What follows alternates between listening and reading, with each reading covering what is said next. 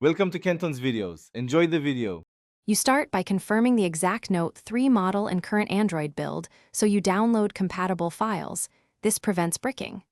Once done, back up your data to cloud or PC and charge the device above 60%. Make sure Wi-Fi is stable. Updates can be large.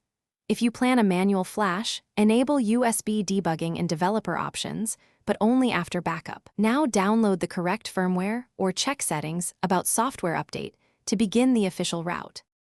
You will choose official OTA via Smart Switch or a manual flash with Odin depending on availability.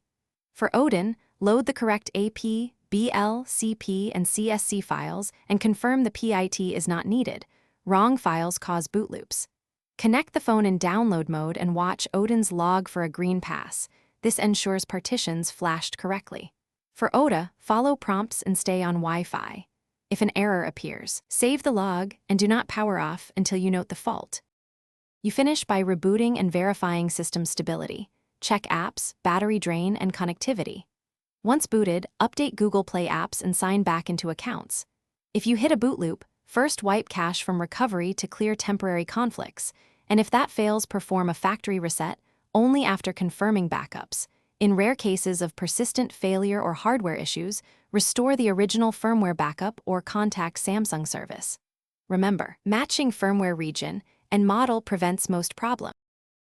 Thanks for watching. Consider subscribing if we helped you.